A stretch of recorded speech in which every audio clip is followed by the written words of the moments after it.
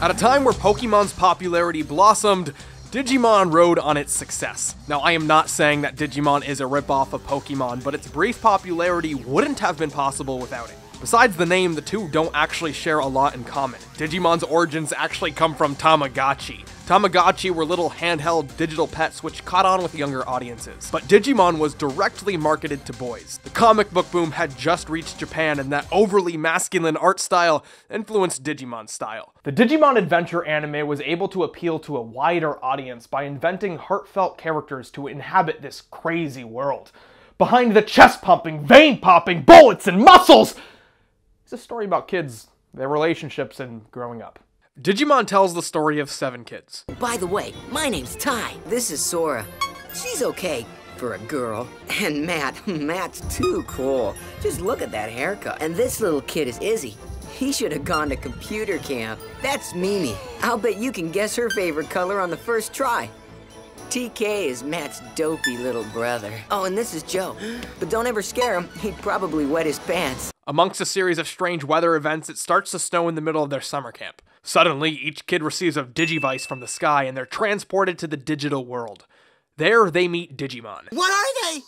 We're Digimon, digital monsters. Buy all our playsets and toys! Each of the Digimon are partnered specifically to one of the kids. In order to protect them, they transform into bigger Digimon to fight even bigger Digimon. This process is called Digivolving. The Digimon can move back and forth between forms, but usually they stay in their rookie stage. Tai's partnered to Agumon, Izzy Tentamon, Mimi Palmon, Matt Gabumon, Sora Biomon, Joe Gomamon, and TK Patamon. If you've noticed, each Digimon's name ends in Mon. There is no canon explanation for this, but my favorite theory is that it's a file extension. .mon. The Digimon all have fun personalities, but besides their relationships to the partner, the story doesn't belong to them. My favorite one is Gomamon.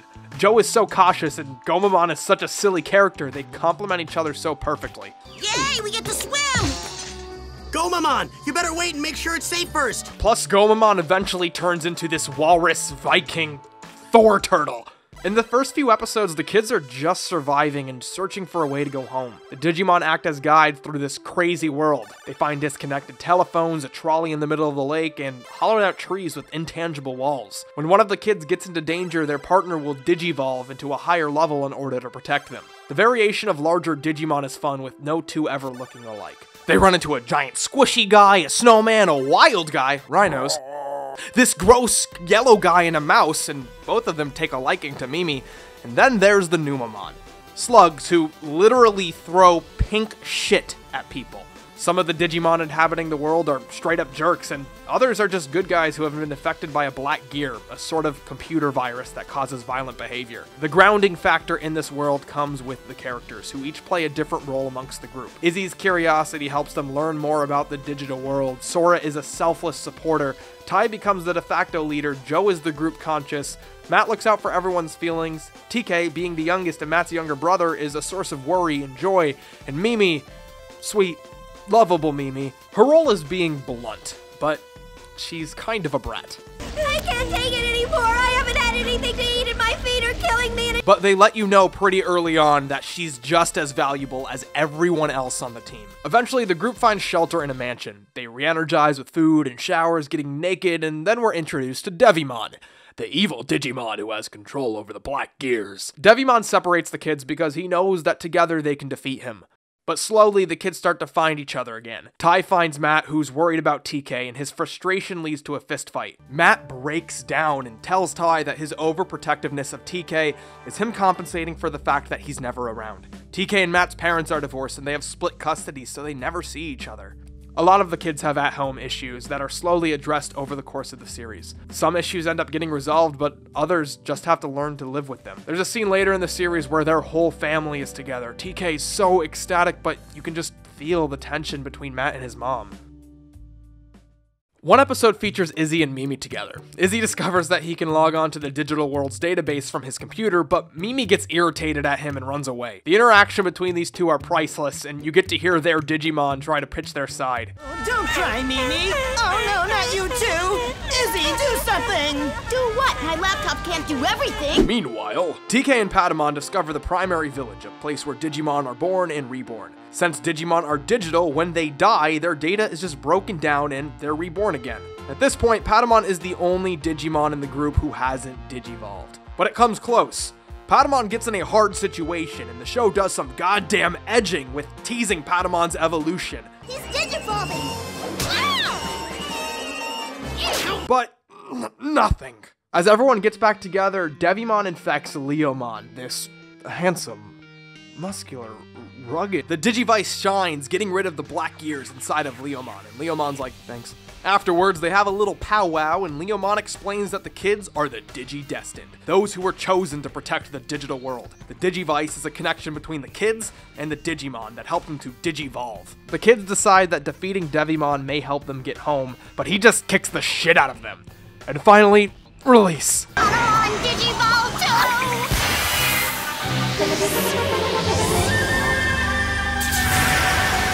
Angemon! Patamon digivolves into Angemon. I want to take him home with me. Trust me, so do I. Angemon fights Devimon. Devimon is destroyed, but then Angemon dies and reverts into a Digi-Egg. As the show goes on, you can feel the actors and the writers gain appreciation for it. In the beginning, the characters poke fun at its ridiculousness and even directly reference the limited animation. I can't look, it's too scary. Well, maybe a pee. Whoa, time's standing still here.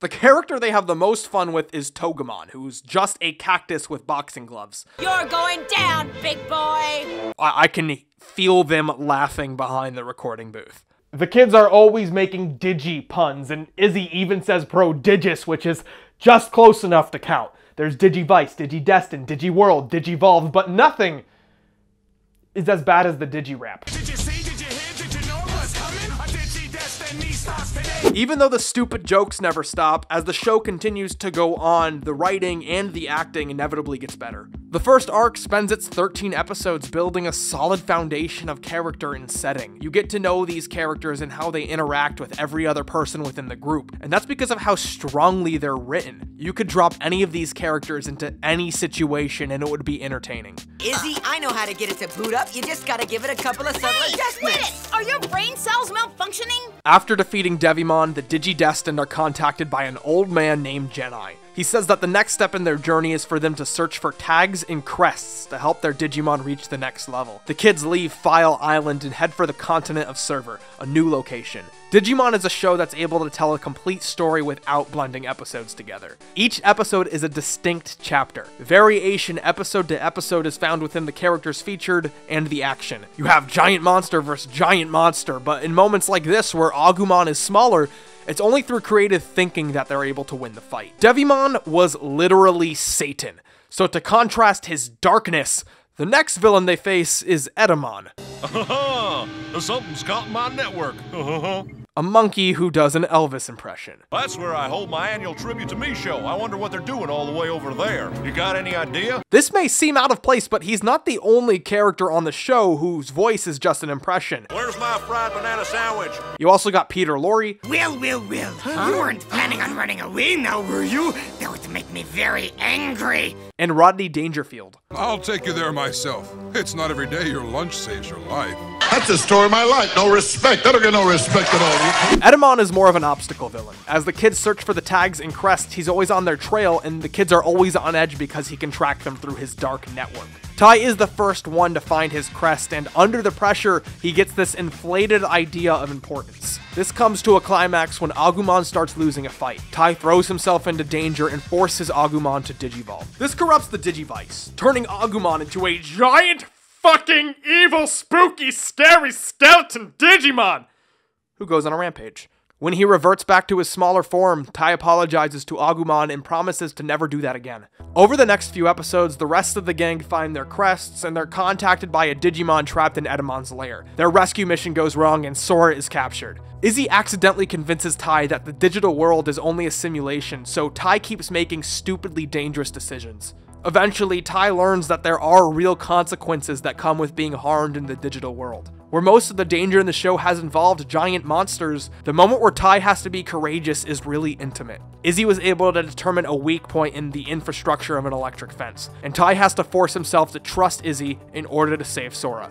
Once he builds up the courage, his crest starts to glow. Tai saves Sora, and the squad is confronted by Edamon. With his crest glowing and using the most advanced high-tech animation software in the biz, Agumon digivolves into his ultimate form. Edamon is defeated, but the battle creates this wormhole that Tai ends up getting sucked into. Tai! What happened to them? At this point, you've probably started to notice the limited animation. Each of the Digimon has a special attack that recycles the same animation every time they use it. And certain scenes are just repeated animation over and over again. Matt, where are you going? Not to mention the Digivolution sequences repeat in every episode. Sometimes movement is just a still image or 2 repeating frames. Animation errors occur throughout the entire series, and sometimes character models will be off throughout the entire episode. You doing all right? Although less common, dubbing errors occur too, like the wrong voice coming out of the wrong character. Hey, check it out. You can see right through this wall. And this mysterious child's voice that doesn't belong to any of the characters. Billiam, over here. Matt. Huh? I'm coming. Well, so much. Whose voice is this? After the Edamon fight, Tai finds himself back in the real world alone, on the same day that he left. Tai goes home, and for some reason his sister Kari recognizes Agumon. This episode was actually directed by Mamoru Hosoda, whose name I butchered, and who also directed the first 2 Digimon films. He's also directed such anime films as The Girl Who Leapt Through Time and The Boy and the Beast, the latter of which nearly got him an Oscar nomination. In this episode, the colors are subdued and the tone is shifted. Although Tai is home, the change in style lets the audience know that something is wrong. Eventually, a Digimon attacks the city, Agumon fights it, and Tai gets sent back to the digital world. After all this time of trying to get home, Tai has to say goodbye to Kari so he can go back and find his friends. Please be careful.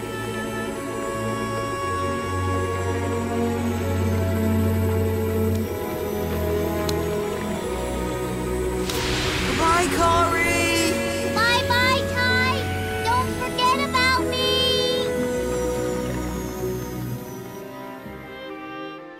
This episode's slow and somber tone serves as both a breath of fresh air and a transition into what's next. It's Fox Kids Digibloop That, where we show you how we make April Fools of ourselves. Hey, listen, Kombucha. Oh, boy. Cut. Take 21. Hey, listen, Kabu. I can do this. Cut. Take 45. Hey, listen, Kabusha. Kabu Baba Daba. Can we just call him Bob? Urumon! Greymon! Digimon!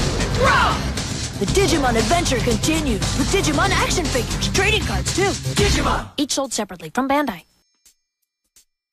When Tai gets back, everyone has split up to look for him. Tai spends time getting the band back together, but before they're all together, we get some isolated stories where both Matt and Izzy's crests activate. Where each of the Digimon were able to digivolve the first time in order to protect their partners, it is up to their partners to help them do it a second time. Each of the crests have a quality that the kids best represent: courage, friendship, love, knowledge, sincerity, hope, and reliability. Once they uphold these values under pressure, the crest activates, but it's not always easy for them. They have to earn it. Part of the reason why so many of the kids have stayed separated without Tai is because of Demi Devimon, who's been working for this mysterious evil Digimon. Sora has been following him trying to protect the group, but she's keeping her distance. She eventually comes back around and explains that she believes her crest of love will never glow. Her and her mom have issues, and her mom doesn't let her pursue her own interests and forces her to work inside their family's flower shop. Finally, the shadowed villain reveals himself to be Myotismon, the most rad, bad, rocky horror, flamboyantly awesome vampire Digimon.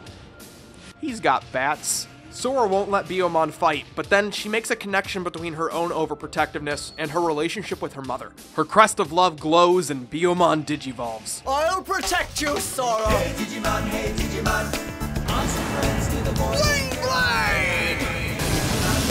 Champions of the digital world. Instead of using the original Japanese soundtrack, they created their own. The background music doesn't add anything to the show, but one track in particular plays whenever the Digimon start winning a fight. Hey Digimon, champions of the digital world. This upbeat children's folk song just doesn't work, especially when it's supposed to be a more tense moment. But nothing It's as bad as the Digi-Rap. With Digi-Will and Digi-Vice in hand, there's a Digi-Dynamic force in Digiland. When the Digi-Past and Digi-Present collide, time to Digi-Side. The kids discover that Myotismon's plan is to open a gate into the real world. So Agumon and Palmon infiltrate Myotismon's army to distract them. And they learn that he really likes soda. Ah, love that soda. It worked! Soda. As they're about to follow Myotismon, they're stopped by Gatomon, his prime henchman. Which is kind of a good thing that they were stopped, because I don't think everyone would have made it through the gate. Finally, after all this time, Genai invites the group over to his place for a talk. He explains to them that Myotismon's goal is to find a missing 8th Digidestin, and everyone's like, huh? In order to open the gate again, a puzzle needs to be solved. At this point, everyone looks to Tai and officially recognizes him as the leader, because he brought everyone back together. Tai trusts Izzy to solve the puzzle, and the kids find themselves back at camp on the same day they left. Because of the snowstorm, everyone is getting sent home. The kids get dropped off in a neighborhood being attacked by a Digimon, and they realize that at some point they all lived here at the same time. They start getting flashbacks to memories of a Digimon fight that happened 4 years ago that they all witnessed. It's for this reason that they were chosen to be the Digidestined. Before Digimon Adventure aired in Japan, Digimon Adventure, a short film, aired at a Japanese film festival. It almost served as a pilot to the series and recounts the story of that night. It's pretty awesome. Seeing these characters animated really well rocks, and giant fucking monsters, giant fucking parrot mon. Except the English dub starts with the Digi-Rap. Many Japanese shows will censor themselves for American audiences by making no reference to Japan, but here they're open about it. Sorry, but you're too late. I'll miss you in Japan. Not only that, but a lot of the more touchy issues are addressed directly. Divorce, adoption, neglect. The reason why a lot of the kids moved out of Heighten View Terrace is because that fight was mistaken for a terrorist attack. It was right after the terrorist bombing. This is where it happened. Right on this footbridge. Though this episode did air before 9/11, so I imagine if it aired afterwards, they would have been a little less open about that.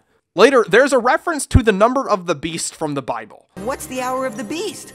666. That's so metal. The only time the show censored uncut content is when alcohol is involved, but I'm always thankful for that because it ends up being so hilarious. Come on, show me! All right, it's a bottle of green chili sauce. It's great on tacos. What are you doing eating on the job when there's work to be done? Green chili sauce. Once the show gets into the real world, things start getting really good. Of course, there are inevitable consequences of bringing giant monsters into the real world. People are going to start realizing something's up. Oh, look, honey, how cute. A wild elephant on the rampage. They must be filming a movie or something. With the characters, world, and rules already established, the Myotismon arc turns everything upside down and raises the stakes, because now the kids' parents are in danger, and they have to try to hide their Digimon from everybody. Although there is still a threat, the show isn't afraid to take some quiet moments and let the kids rest and see their family again. We spend the most time with Izzy's parents. They're so proud of him, but he's such a recluse, so they try to give him his own space. Izzy and his family have some of the most heartwarming moments in the show. It's not often a kid's show will make the parents real characters, and even less so when they have flaws of their own. Matt's dad, stop smoking! Myotismon sends out all of his henchmen to track down the 8th child, so it's a race between the kids and Myotismon. The audience is told that Kari, Tai's sister, is the 8th child, but her goddamn real-life cat loses the Digivice, so none of the kids know. But the audience knows. That's dramatic irony. Meanwhile, so Myotismon is a vampire, but he's also a Digimon, so you don't really think about vampire rules still applying to him. Because of that, I totally wasn't expecting this scene. Human blood always tastes better with a dash of fear in it.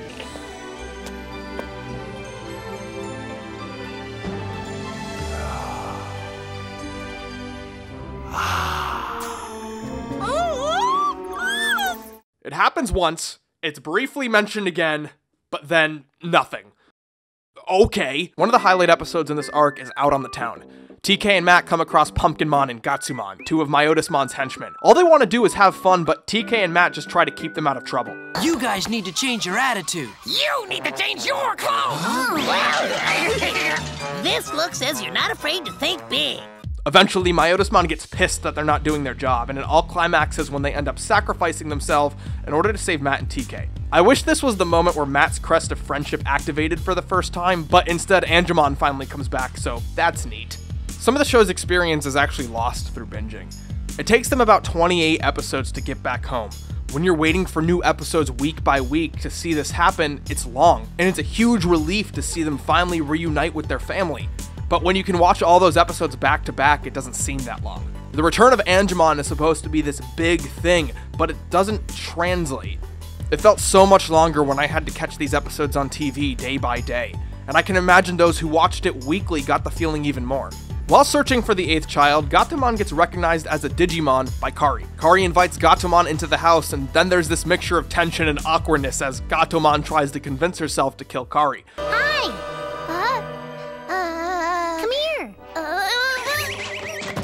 But when she can't, Gatomon goes to talk to her best bud, Wizardmon. Wizardmon recognizes that Gatomon isn't as evil as she tries to be. Wizardmon recounts a story that Gatomon told him years ago about how she waited for somebody her whole life, but eventually found Myotismon. Wizardmon is able to find the missing Digivice, and he suggests that maybe the person Gatomon was waiting for was Kari. They drop by to confirm their suspicions. I've been searching forever and ever for you.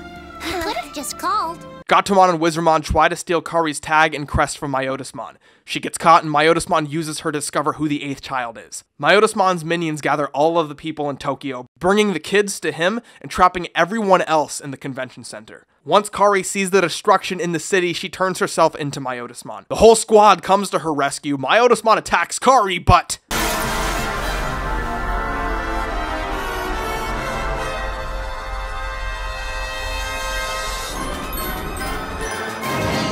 Wizardmon gives Kari the crest. It shines, and Gatomon! Digivolve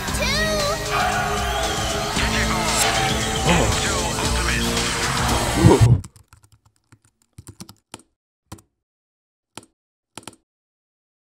all of the Digimon give Angemon, Angemon, their power, and she seemingly defeats Myotismon. Gatomon is the only Digimon who really has a story arc. We meet her, learn how she was found and mistreated by Myotismon, and how she was able to rise above it all and become stronger than him. Through peace and love and all that shit. Also arrows. For some reason, even after he's defeated, Myotismon's lair of fog still hasn't left the city, and that's because he's not dead yet. Like every other bad guy so far, Myotismon is defeated when 2 Digimon reach a new level. This time, Agumon and Gabumon. But the ending isn't what makes this arc great. Seeing all of the kids grow to help their Digimon to digivolve, the issues with their families, and the stakes being raised is what makes this arc great. We did it, Ty! We did it! Yay! Wasn't that cool, man? Great job, Sunomon. Immediately after Myotismon's defeat, a hole in the sky opens up, and Digimon start coming into the real world. Years have passed in the digital world, and clearly, something's wrong. We have to go back! Once everyone is finally reunited with their families, they have to say goodbye to save both worlds. And this time Kari comes along. Since they've been gone, a group called the Dark Masters have taken over. A lot of their friends are dead, and because the primary village has been infected, no Digimon can be reborn until they're defeated. In one episode, we meet all 4 Dark Masters. The real tension comes from amongst the group and the fact that a lot of their friends have died for their cause. Some of the tension works. The first mini arc is against Metal Seadramon, and they're ill-equipped to fight him, so it's played like a chase movie. Then there's the next mini arc. Kari gets sick and Tai needs to find her medicine inside a city, while also being hunted down by Machinedramon, who's the most generically evil villain ever.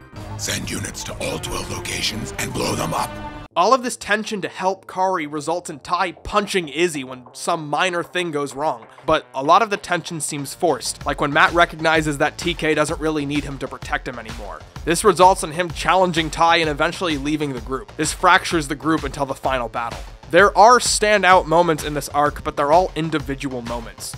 A lot of familiar faces help to return with the fight, and some don't make it. Leomon, for instance, comes back as a mega-level Digimon, but so does Edamon. Well, I see we've been taking our vitamins, but it's time to put the cat out with the garbage. Why do I love him so much? Leomon dies in the fight, which is sad, but if you're familiar with the rest of the Digimon series, it's kind of funny. Because literally, every time he shows up, he dies.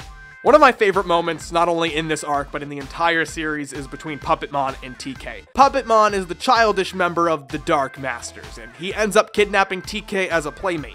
The interaction between these two is great because TK just ends up being the more mature person in the room. You just play the same game over and over again. Boring! Because Agumon and Gabumon are able to reach this new level, for a majority of the arc, all of the other Digimon and the kids are cast aside. But in the final fight, everyone has a moment, and a lot of the characters that they've met throughout the series come back to help. It's a fun, generic final battle that helps add a nice cap to their time spent in the digital world. The final arc isn't bad, but it's weak when compared to what came before it. The Dark Masters just weren't as developed as Myotismon, and most of the cast was taken out of the spotlight. But although I don't like how they got there, having most of the tension come from amongst the group really works. After the fighting is over, the last moments of the show are able to bring together a feeling of joy, somberness, and accomplishment.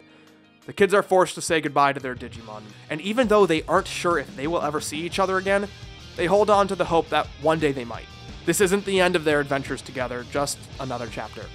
I love Digimon. I've rewatched it a few times, and every time I do, I am surprised with how well it holds up. Sure, it has its fault, and the English dub can be annoying sometimes, but for the most part, I prefer the English dub. When it's just the kids traveling around, the stupid humor is charming, but it can get in the way sometimes. It's unfortunate that only one of the Digimon follow-up series is worth watching, because Digimon is now a relic of the time when it aired. There was a movie, but that's a discussion for another time. Between a much more popular competing series and a limited animation budget, the team behind Digimon Adventure had to create the best show they could with limited resources. And they compensated not with giant action scenes, but by telling a heartwarming story about kids who got thrown into a situation and how they learned to deal with it by making the best of it.